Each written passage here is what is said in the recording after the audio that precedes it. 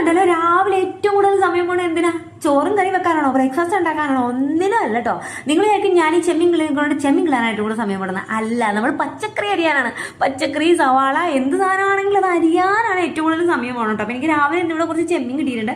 ഞാൻ ഈ ചെമ്മീൻ ഇപ്പൊ രാവിലെ നന്നാക്കാനുള്ള കാരണം എന്ന് വെച്ചിട്ടുണ്ടെങ്കിൽ പീച്ചിങ് ഉണ്ട് എൻ്റെ അടുത്ത്. അപ്പൊ പീച്ചിങ് നമ്മുടെ പിള്ളേർ കഴിക്കണമെന്നുണ്ടെങ്കിൽ അത് ചെമ്മിനകത്ത് ഇട്ട് വെച്ചാൽ അല്ല ചെമ്മീൻ പീച്ചിങ്ങിനകത്ത് ഇട്ട് വെച്ചാൽ മാത്രമേ കഴിക്കുള്ളൂ കേട്ടോ.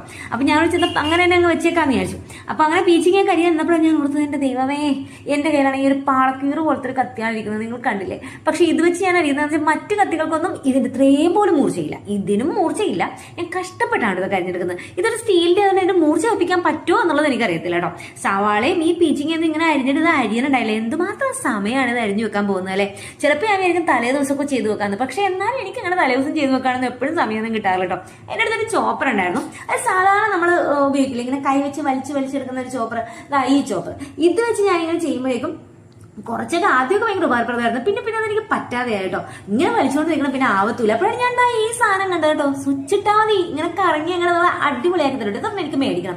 ഞാൻ നോക്കുമ്പോൾ ഏറ്റവും കൂടുതൽ നല്ല റിവ്യൂ ഉള്ളതും പൈസ കുറവുള്ളതും അടിപൊളിയായിട്ടുള്ള ഇതാണ് കേട്ടോ. ചാർജ് ചെയ്ത് നമുക്ക് ഉപയോഗിക്കുകയും ചെയ്യാം. അപ്പൊ ഞാൻ വിചാരിച്ചത് പറഞ്ഞാൽ വാങ്ങിക്കാന്നേ. ഞാനത് വാങ്ങിക്കുന്നതിന്റെ ലിങ്കും കൂടെ നിങ്ങൾക്ക് കൊടുക്കാം കേട്ടോ. അപ്പൊ നല്ല അടിപൊളി റേറ്റ് ആണെന്നാണ് എല്ലാവരും ഞാൻ പറഞ്ഞു കേട്ടോ കേട്ടോ.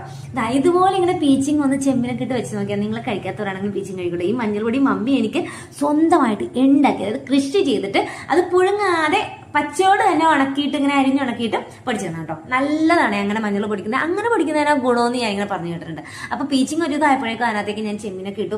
ഇന്ന് എന്തായാലും ഇവിടെ എല്ലാവരും പീച്ചിങ് കഴിക്കും കേട്ടോ. ചെമ്മീനിട്ട് ഏത് പച്ചക്കറി ആരാ കഴിക്കാതെ അല്ലേ. അപ്പൊ ഞാൻ നാളെ കാണാൻ വരാം. അപ്പോഴേക്കും നിങ്ങളും വേണമെങ്കിൽ ഇത് നമുക്ക് വാങ്ങിച്ചോട്ടോ. ലിങ്ക് കൊടുത്തിട്ടുണ്ട്.